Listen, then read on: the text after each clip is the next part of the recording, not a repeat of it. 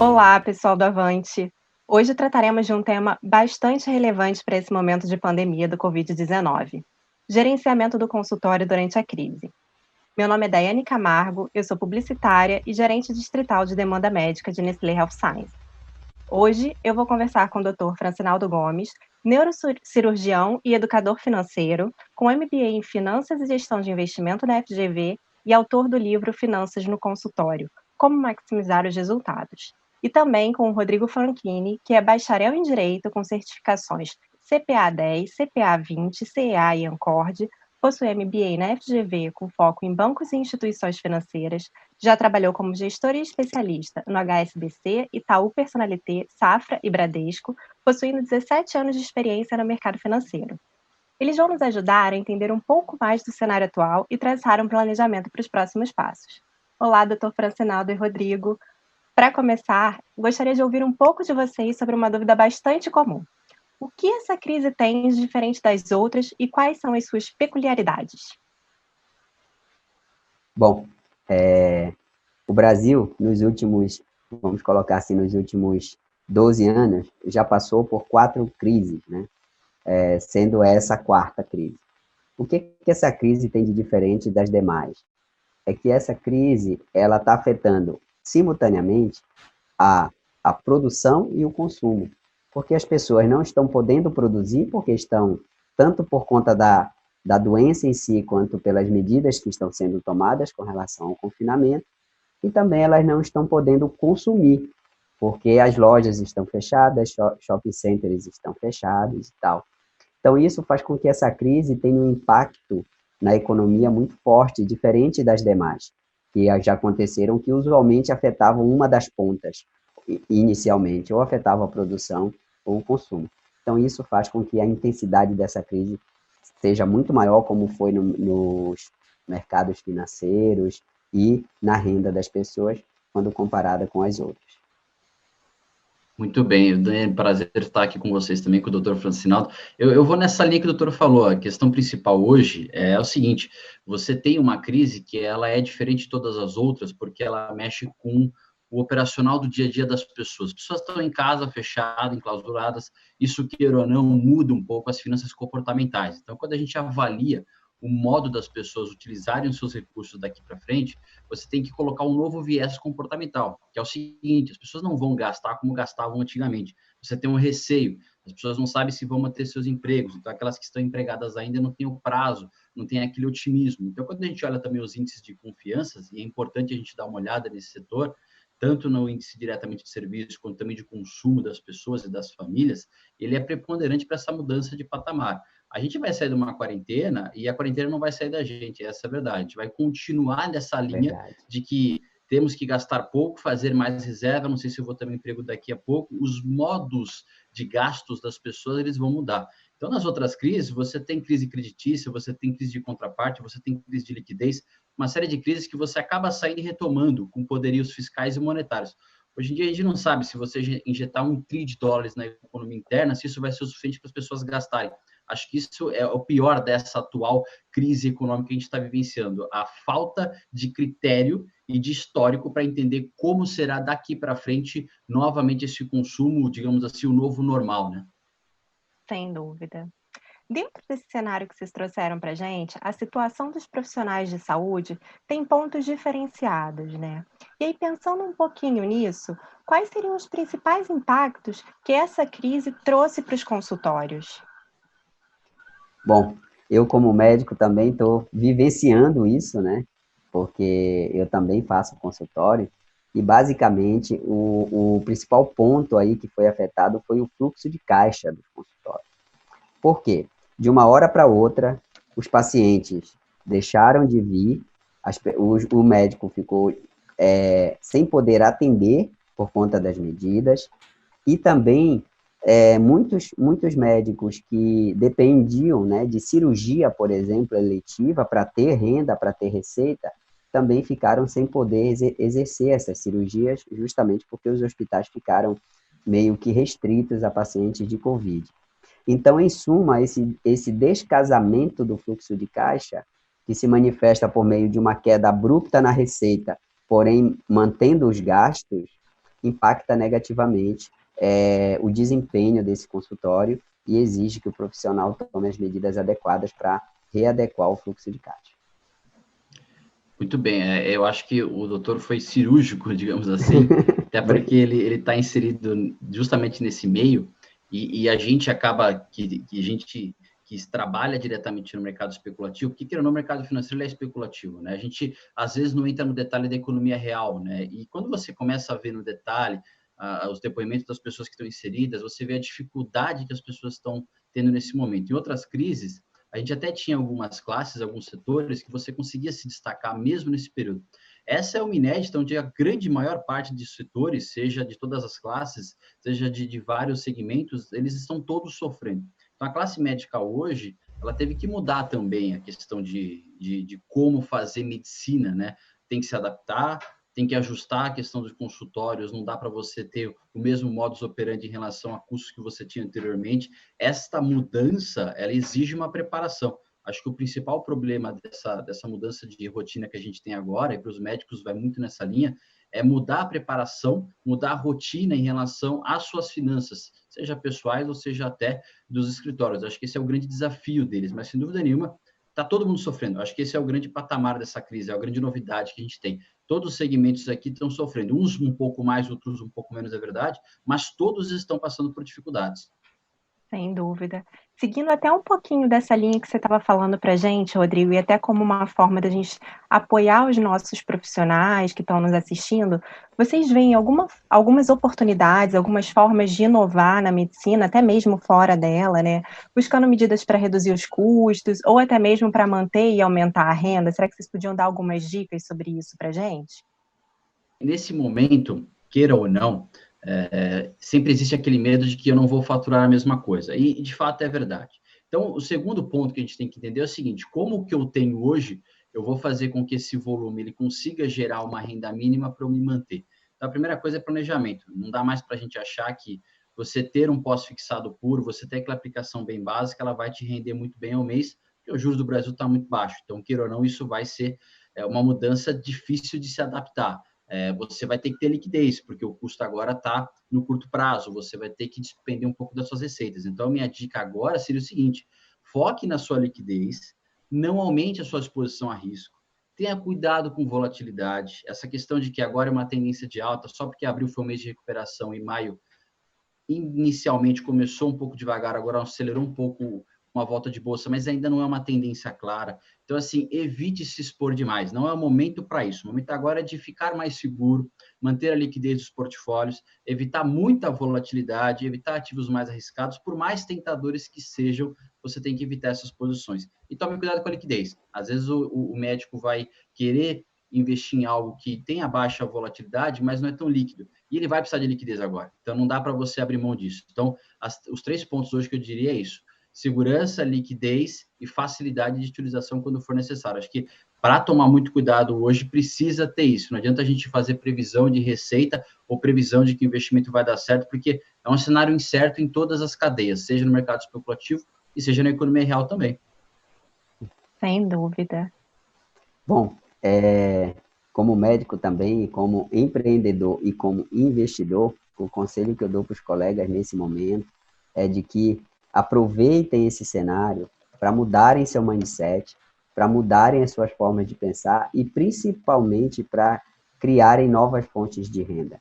Que fontes de renda são essas? O Rodrigo já falou algumas aqui. Invistam, né? Aprendam a investir, busquem conhecimento, comecem a pensar que vocês precisam ter fontes de renda que não dependa do trabalho de vocês. Isso é muito importante para nós, tá? Porque essa crise está mostrando para nós médicos que a nossa fonte de renda, se feita aos moldes usuais, ela é vulnerável. Então, a gente não pode se dar o luxo de ficar dependendo só daquele tipo de renda. Então, investir, buscar conhecimento, começar a pensar como investidor e passar a receber juros. Isso é muito importante para gerar renda passiva. Outra coisa é inovar dentro e fora da medicina. Por exemplo, tem a telemedicina aí, que agora foi regulamentada. Então, você não está podendo atender lá no seu consultório, atenda da sua casa os pacientes que você puder atender. Tente manter uma fonte de receita à mesma distância. Utilize os aplicativos de mensagem, faça lives, né, com seus pacientes, com seus parceiros, para que você se mantenha ativo. E com isso, claro, nós vamos falar aqui da retomada. Na retomada, você já vai estar muito melhor estabelecido, muito mais conhecido, talvez, na mídia, e terá como se recuperar melhor.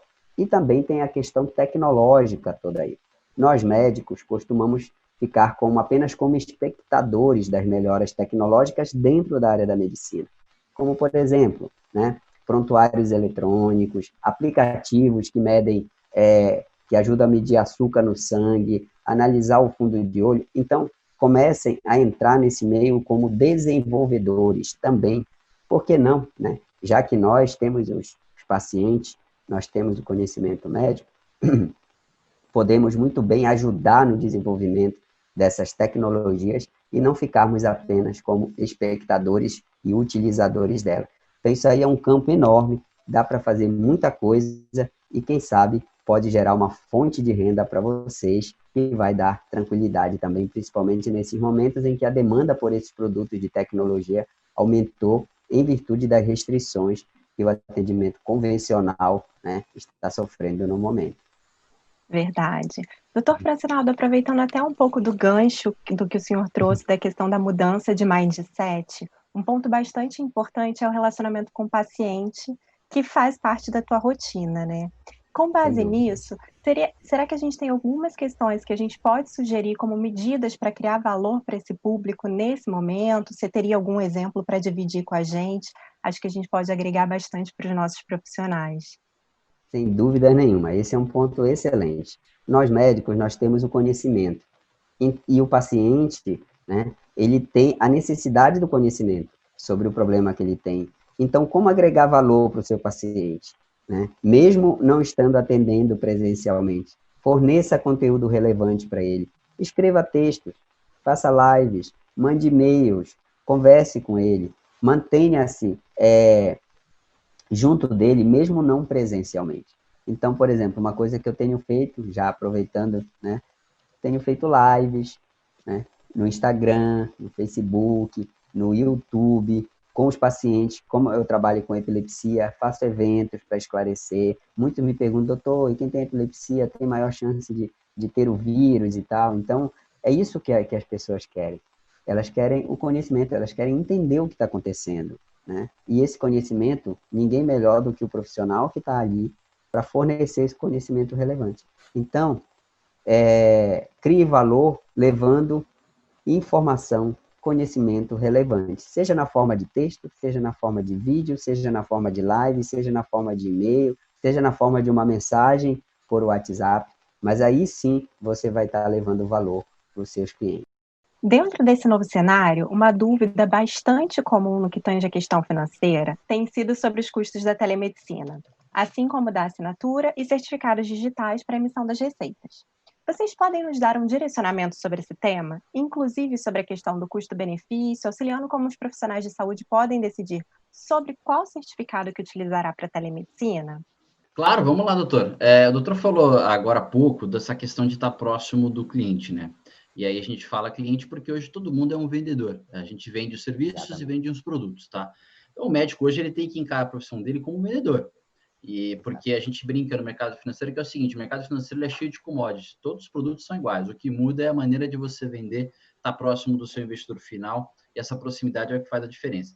O paciente hoje, ele quer ter proximidade, está no momento de estresse. Então, a partir do momento que você gere ferramentas para que você consiga estar próximo dele, isso é muito importante.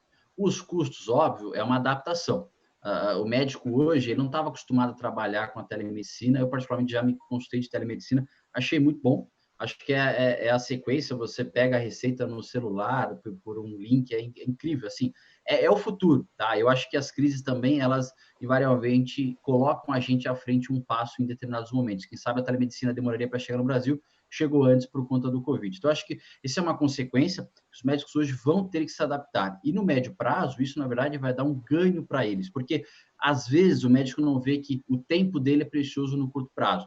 Então, ele tem uma telemedicina ali, que ele arruma a agenda dele melhor, consegue fazer os contatos e, primordialmente, mantém os contatos atuais. Se eu não consigo uma telemedicina, eu não vou no consultório, eu fico 2, 3 meses sem ver meu médico. Se eu tenho a disponibilidade da telemedicina, eu mantenho essa proximidade. Então, acho que a manutenção dos pacientes é importante, que queira ou não, uma carteira de clientes que ele tem, e essa adaptação ele vai ter que fazer no médio prazo. Mas, sem dúvida nenhuma, é um ponto super importante. Esse atendimento vai dar mais agilidade para ele. Quem sabe alguns não estão vendo agora, estão vendo só a questão do custo e isso assusta. Mas a partir do momento que você ganha flexibilidade nos seus horários e agilidade também, você vai atender mais pacientes, no final do mês você tem uma média melhor e o custo diminui. Porque, sem dúvida nenhuma, o que as empresas estão fazendo hoje em dia é o seguinte, analisar esses novos custos com espaços físicos, por horário e por equipes. Hoje a gente não precisa mais do escritório como precisava 6 meses atrás, mudou um pouco. E o médico, invariavelmente, também vai passar por esse momento, tá? E já está passando agora um pouco, vai passar mais ainda, porque essa questão de Covid, de quarentena, etc., a gente não tem dúvida que a gente vai ficar mais alguns meses em cima disso. Então, quanto mais próximo e mais facilidade para o paciente final, ou para o cliente final, como queiram chamar, melhor. Sem dúvida nenhuma, Rodrigo, você foi bem, agora você foi cirúrgico na sua colocação, né? A questão da telemedicina, especificamente, ela já vinha sendo discutida desde o começo do ano passado, mas com muita resistência por parte dos profissionais, grande parte tinha medo de querer perder seu emprego, entre aspas, né? E então isso ficava muito meio que morno ali, mas aí veio a crise, e nada como um evento assim rápido e inesperado para que a gente comece a buscar novas alternativas, né? Então, com a crise veio, foi liberado, e eu vou dar minha opinião aqui, que é um caminho sem volta. Tá? Não vai, mesmo que acabando a pandemia, é uma ferramenta que vai ser inserida, quer dizer, já está inserida no cotidiano de médicos, de profissionais e de pacientes. Tá? Então, tanto o médico tem que se habituar com essa ferramenta, quanto os pacientes também. Então, existem alguns pacientes que ainda têm receio, que preferem a consulta presencial, ótimo, né? Mas existem aqueles que, por questão de comodidade, transporte, dificuldade, tudo, né, até espaço físico, preferem o atendimento à distância, o que também é muito bom. Tem suas limitações, mas, como toda tecnologia nova que está entrando no mercado, é só questão de tempo para que essas limitações sejam suplantadas. E como eu falei antes, na fala anterior, nós médicos temos um papel muito importante em aprimorar essa ferramenta, né? Trazer mais qualidade para ela, alimentar com banco de dados, alimentar com opiniões e, por que não, desenvolvermos também essas ferramentas. Isso aí entrando na questão do prontuário, né? Por quê? Porque o que acontece? Não existe assim, pensem assim, a telemedicina, o prontuário eletrônico, os custos delas envolvidos, pensem que são ferramentas desenvolvidas não por médicos, mas por empresas de tecnologia. E, às vezes, não há um diálogo entre essa empresa e o médico. Então, ela desenvolve com base tecnológica. Isso traz algumas dificuldades do uso que o médico não sabe porque ele não participou do desenvolvimento. Então, é muito importante, ao procurar uma ferramenta de telemedicina, e existem várias no mercado, vocês verem se elas são adaptáveis à pessoa. Porque ela não é uma ferramenta rígida que você compre e pronto, né? Ela tem que ser adaptada e cada profissional, cada consultório, cada clínica tem um perfil. Então, é muito importante levar isso em consideração. O quão flexível é a ferramenta que eu estou buscando, né? Flexível no sentido de usar, flexível no sentido de transportar e flexível principalmente no sentido de armazenagem de dados, porque eu posso não gostar daquela ferramenta e querer levar para outra ferramenta. Então, eu posso exportar esses dados, eu vou ter perda na hora que eu fizer isso, né? Então, isso é muito importante. E como toda ferramenta nova, ela começa meio cara, porque de súbito houve uma demanda alta, então, claro que o preço sobe.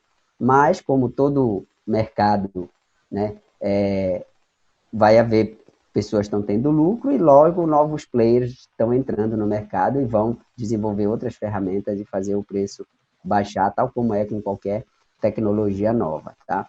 Então, existem várias no mercado, algumas são certificadas, outras não.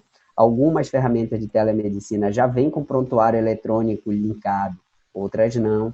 Então, o que você tem que entender, colega, é o que você quer. Você quer uma ferramenta só para atender? Então, tem um perfil. Você quer uma ferramenta que venha integrada com o seu prontuário eletrônico? Então, tem um perfil. Você quer que já venha linkada com a sua assinatura digital? Tem um outro perfil também. E claro que isso vai tendo custos diferentes. O importante, a dica aqui, não existe ferramenta que se adapte a todos. Então, cada um tem que testar, às vezes testa um. Eu, por exemplo, testei 3 para poder escolher a que eu uso hoje, tá? Porque foi a que mais se adaptou a mim. E eu estou tentando trabalhar no sentido de melhorar essa ferramenta para mim, né? Então, tem que ter essa flexibilidade e tem que escolher a ferramenta mais adaptada a vocês. No começo, o custo pode ser um pouco mais alto, mas com certeza compensa. No curto, médio prazo, já compensa bastante. Ampliando um pouquinho agora a nossa conversa, falando mais sobre o cenário macroeconômico, vocês podem dividir com a gente quais são os impactos que estão sendo esperados na economia, se existe uma expectativa de qual vai ser a duração desses efeitos e também quais as perspectivas de futuro que a gente tem? Sim, a gente hoje trabalha, a gente tem que ser pé no chão, como a gente fala, mais realista, né? Por mais que a gente queira ser otimista nessa questão de devolução, de crescimento da economia, não dá para esconder que realmente a gente está num momento bem difícil, tá?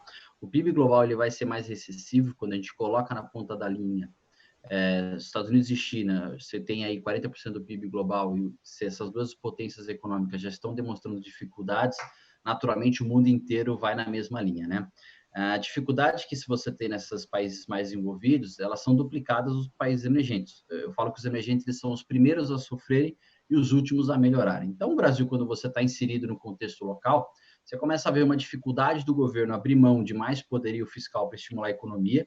Você tem uma questão orçamentária que não te deixa gastar tanto assim. O mundo já gastou demais. Para vocês terem uma ideia, o mundo gastou mais de 5 trilhões de dólares para estimular suas economias, tanto no poder monetário de redução de juros, como também diretamente dinheiro para o dia a dia das economias e principalmente das empresas. A gente hoje tem um patamar global de 30% do dinheiro rodando no mundo está a juros zero ou negativo, ou seja, o mundo como um todo vai mudar radicalmente, a estrutura do mundo mudou e vai continuar mudando. No Brasil, a gente vai ter um cenário de fechamento anual de um PIB muito ruim, a gente fala de em torno de 5% negativo, e pode ser um pouquinho mais, um pouquinho menos, mas é um PIB recessivo bem importante. A gente vai ter mais deflação daqui para frente, a gente teve IPCA 15, hoje é o pior IPCA 15 da criação do Plano Real. A gente tem também desemprego, pode chegar aí nas bases de 17, 18, até 20% a depender desse segundo semestre. Então, essa retomada econômica que a gente precisa fazer, ela está cada vez mais difícil, como alguns economistas falavam no começo do ano, de ser aquela devolução em V, que você volta muito mais rápido. Eu particularmente, entendo que a situação é muito mais um U, né? A gente vai ter uma estabilidade nessa questão econômica mais devagar, e quem sabe no último trimestre a gente volte um pouquinho. Essa questão macroeconomia é muito difícil, né? Porque o Brasil ele não tem tantas ferramentas para estimular seu crescimento. O mais normal de um país fazer hoje em dia seria investir em infraestrutura, você gera empregos direto e indiretamente. E se você não tem dinheiro para fazer isso, não adianta acelerar as coisas. A austeridade fiscal é importante e nisso o atual ministro da Economia ele é muito focado. Então, quando a gente olha todos esses desafios, a gente entende o atual patamar de dificuldade que a economia real brasileira vai ter para sair desse patamar de estagnação. Eu diria que em 2021 a gente vai ter uma melhora assim. O segundo semestre vai ser um segundo semestre de arrumar a casa. Então, as pessoas que têm diretamente uma receita de empresas ou autônomas, elas vão ter que se adaptar, não tem jeito, tá? As receitas a partir de agora, elas vão ser mais instáveis ainda, porque você vai sentir na ponta, de fato, os efeitos desse primeiro e segundo trimestre mais difíceis. Por que eu digo isso? Porque o Brasil é mais resiliente nos empregos, ou seja, nos Estados Unidos você manda embora e recontrata muito mais fácil, aqui não. Então, por mais que a gente não tenha um pico de desempregados, isso é por conta da dificuldade de você mandar embora, do custo de mandar embora. Tem empresa que nem tem dinheiro para mandar embora, tá? Então, isso vai começar a bater mais. Então, eu diria que no segundo semestre a gente vai ter os indicadores reais do quão longe foi essa quarentena, dos problemas que a gente vai ter que lidar, e sem dúvida nenhuma vai ser um ano assim, bem desafiador para os profissionais, seja da saúde, de todos os outros setores, se reinventar para conseguir manter o seu atual patamar, que já vinha sendo aí em 2019 até mais positivo, foi um ano bom, mas sem dúvida nenhuma esse ano aqui a gente voltou 2 casinhas, digamos assim, né? Infelizmente. É verdade, Rodrigo. E dentro dessa questão aí relacionada ao cenário macro, e aí mais para dentro aqui do Brasil, é interessante o nosso colega aí que está nos assistindo perceber que o consumo das pessoas, o gasto da família mudou, né? Então, tem alguns gastos que eles foram, digamos assim, suprimidos nesse período. Por exemplo, gasto com eletroeletrônicos, gastos com viagens, por exemplo, gasto até com lazer, né? Aquele lazer de viajar e tal, diminuiu. Existem gastos onde as pessoas estão mantendo, por exemplo, elas estão mantendo o plano de saúde delas. Então, as operadoras de saúde ainda não sofreram com relação a essa crise, né, vinda das pessoas, né? As pessoas, ninguém ainda assim, foram pouquíssimos os que cancelaram os planos de saúde. As pessoas estão mantendo gasto com medicamentos, claro, né? Nós estamos numa pandemia, então as pessoas estão direcionando verba para lá. E tiveram setores onde o gasto aumentou. Então, isso é importante nós, médicos, né, ficarmos de olho, e os outros profissionais também, que foi com a internet. Então, a gente já vê que as pessoas estão migrando do presencial para o ambiente digital. Então, lá está se tornando um manancial de oportunidades para quem quiser aproveitar. E daí a questão de nós estarmos presentes no meio digital, tá? Tanto por meio de lives, por meio de vídeos, por meio de palestras, conteúdo relevante, por quê? As pessoas estão agora no ambiente digital, até porque elas estão confinadas, mas elas têm acesso ao meio digital. Então, isso gera uma oportunidade muito grande para criar negócios digitais. Então, quem tiver antenado, quem tiver com aquela gana de criar novas fontes de renda, pensem que o negócio digital pode valer muito a pena, porque é para lá que as pessoas estão direcionando seus recursos, né, dentro de toda essa situação. Então, aí pode ser uma grande oportunidade de inovar, de crescer e de gerar receita também dentro desse ambiente. E esse cenário que vocês descreveram está afetando os profissionais de saúde, certamente vai continuar afetando ainda por um bom tempo, como vocês disseram, né? E pensando nisso, quais são as possíveis alternativas de investimento que nós temos levando em consideração esse cenário atual? Essa é a grande pergunta que todo mundo quer saber a resposta, assim, na lata, digamos assim, direto. É difícil porque, assim, que o brasileiro hoje tem que entender, né? Que o CDI, de fato, ele não é mais aquela maravilha que era há 18, 24, 36 meses atrás, né? A gente tem hoje 3% de juros anual no Brasil e muito provavelmente a gente vai trabalhar com 2,5 ou 2,25 na próxima reunião do cupom. E esse patamar de juros ele vai se manter por um longo tempo. Se a gente olhar a curva de juros para 2023, por exemplo, a gente tem juros abaixo de 5 ainda. Então, a gente realmente entrou num círculo de juros mais baixo, muito lógico por conta de dois fatores, né? O mundo todo reduzindo seus juros, utilizando a ferramenta monetária para tentar estimular suas economias, e ao mesmo tempo a inflação muito baixa, muito aquém do centro da meta. Então, quando você tem esses dois fatores, não tem por que você aumentar juros. Então, esse patamar de juros baixos, ele visa estimular a economia, também visa acelerar os bancos na questão de dar crédito na ponta, porque cada vez mais os bancos estão com o dinheiro parado em CDI, para eles é horrível, diminui demais a margem dele. E, ao mesmo tempo, as grandes empresas têm 70% da sua, digamos, do seu fluxo de caixa, da sua liquidez em pós-fixação. Então, quando você reduz os juros, você aumenta a margem delas também. Então, o poder monetário é importante nessa hora por conta desse estímulo indireto que ele acaba liberando, tá? Só que isso também, claro, estimula que o fluxo saia de títulos pós-fixados básicos para renda variável, para fundos imobiliários, para bolsa, para fundos multimercados, para ativos ilíquidos pré-fixados, porque a pessoa quer ganhar mais. Então, nesse momento, eu falaria o seguinte: a diversificação é a bola da vez, ou seja, não adianta a gente ter só uma ideia. Para quem apostava só em bolsa e vinha desde o ano passado só em bolsa, chegou março, perdeu no acumulado do primeiro trimestre 40%, ou seja, tudo que ele ganhou em 2019, ele perdeu em um mês e meio, tá? Para quem acreditava só em multimercado com viés Brasil, também perdeu. Para quem acreditava só em multimercado que olhava lá fora, também perdeu.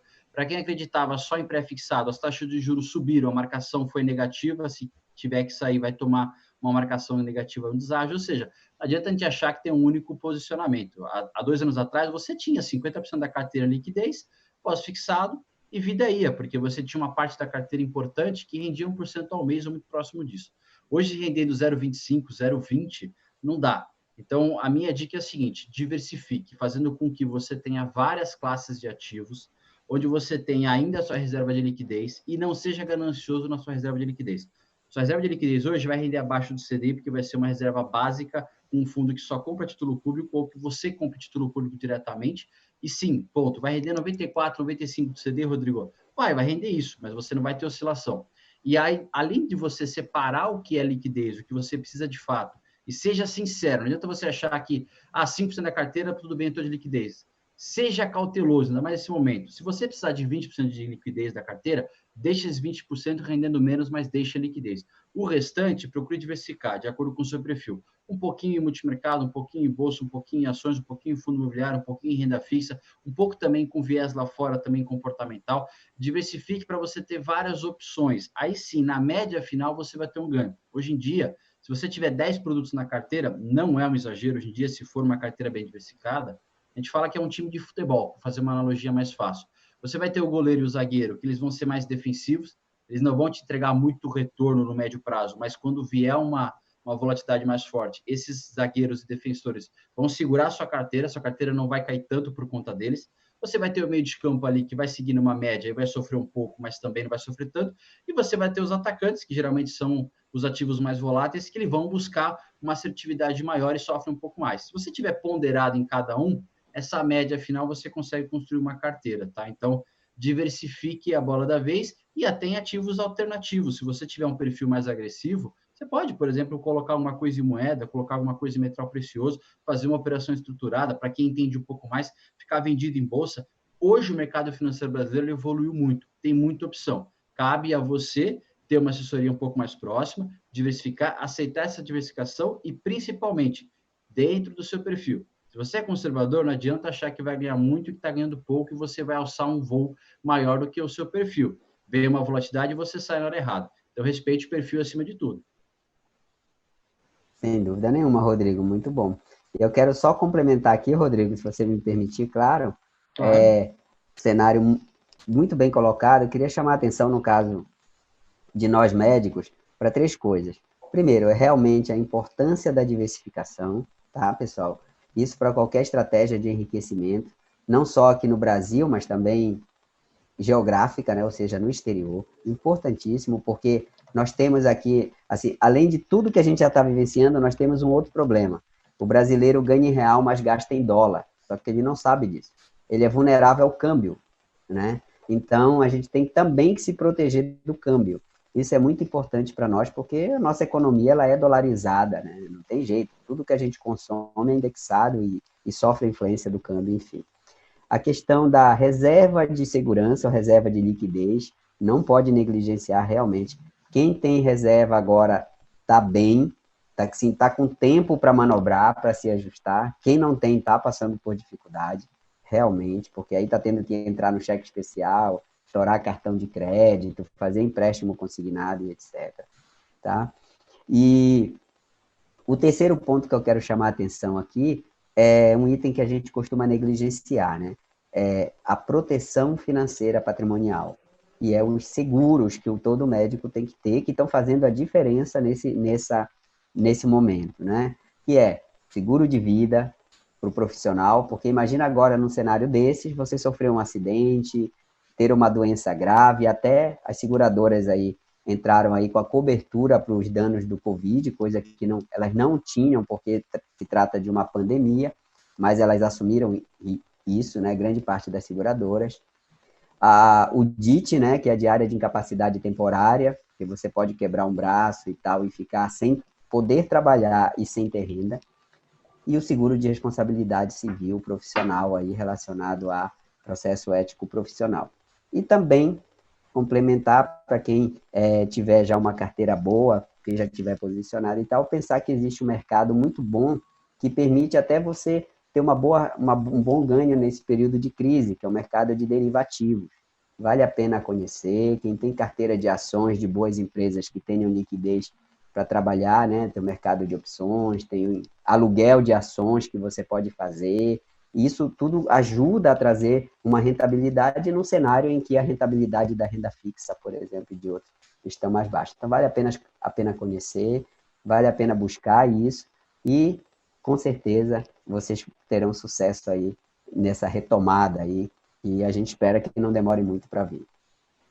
Muito obrigada pelas orientações que vocês passaram, certamente vão ajudar nossos profissionais. E para a gente encerrar essa discussão tão brilhante, eu queria que vocês dividissem um pouco de como os profissionais de saúde podem se programar para o futuro. Legal. Bom, acho que assim, Dani, acho que o principal é as pessoas como um todo entenderem que daqui para frente, como as coisas mudaram e continuarão mudando, e a gente não sabe o que é um novo normal, é cautela em tudo que for fazer. Então, os desafios eles vão continuar daqui para frente, mas a cautela eu acho que é preponderante para a gente sair bem. Como o doutor Francisco falou, a gente não sabe até quando isso vai durar e de que magnitude isso vai continuar, né? Se vai continuar nessa maneira bem expressiva ou se vai diminuir, ou se essa diminuição vai ser por mais um ano inteiro, ninguém sabe. Então, agora, o que a gente tem que ter é cautela em tudo. Então, novos desafios vão surgir, as pessoas vão empreender novamente, e é assim que tem que ser mesmo, até juros baixos é para estimular isso também, que as pessoas busquem outras alternativas de investimentos na economia real também, então isso vai ser importante. Mas eu diria que a cautela, a gente saindo de uma crise, a gente sai melhor, isso é verdade, a gente aprende muito mais. Então, eu diria que essa paciência nas análises das coisas, nas movimentações que precisam ser feitas, tudo isso faz sentido para investimento. E para quem tem pacientes, clientes, como queiram chamar, acho que essa proximidade ela também vai gerar um novo momento, que é o seguinte, de você aprender a lidar melhor com o seu público-alvo. Então, quem está próximo, o doutor sabe muito bem disso, do seu paciente agora vai levar vantagem. Quem faz a diferença agora, quem fez a diferença na vida das pessoas agora, quem passou segurança, vai levar vantagem. Então, todo esse complemento de coisas que vão fazer com que os profissionais saiam melhores nesse momento. E saiam melhores como profissionais, como médicos melhores também, mas também como pessoas melhores também. E, sem dúvida nenhuma, como investidores melhores também, sem dúvida. Sem dúvida nenhuma, né? A mensagem que eu quero deixar para os colegas aqui é que o futuro a gente não sabe, mas o presente a gente sabe. Eu não tenho como saber quando vai terminar essa crise, nem vocês. Eu não tenho como saber o que o presidente vai fazer, o que o governo vai fazer, o que os outros países vão fazer. Só tem uma coisa sobre a qual eu tenho controle, sobre o que eu vou fazer. Então, isso eu tenho. Então, o que eu quero deixar para vocês é o seguinte: façam. Façam o quê? Pensem, mudem o mindset de vocês, pensem fora da caixinha, comecem a pensar não só como médicos, mas como empreendedores, que é o que a gente é, né? Como o Rodrigo falou, todos nós vendemos alguma coisa, nós estamos sempre nos vendendo. E pensem em aumentar as suas fontes de receita, parem e pensem o quanto que essa forma que estava sendo feita nos deixa vulneráveis. Então, a gente desenvolver novos produtos, vamos nos tornar grandes investidores, né? Por que não? Criar fontes de renda passiva e vamos desenvolver novas tecnologias. Vamos sim aceitar a entrada da tecnologia e vamos contribuir para o aprimoramento dela. E com isso, nós não só seremos pessoas melhores, médicos melhores, mas nós também conseguiremos sair melhor dessa situação. Vamos agir onde a gente consegue controlar, ou seja, sobre nós mesmos. O restante vai ser tudo consequência disso. E com certeza vocês terão sucesso aí se fizerem dessa forma. Com certeza. Rodrigo, doutor Fracinaldo, gostaria de agradecer a vocês por essa conversa super esclarecedora, que conseguiu nos ajudar a entender o nosso cenário e vai apoiar os próximos passos dos profissionais que nos assistem. Obrigada também a você que nos assistiu. Continue acompanhando os próximos bate-papos com o especialista. Obrigada. Obrigado. Obrigado.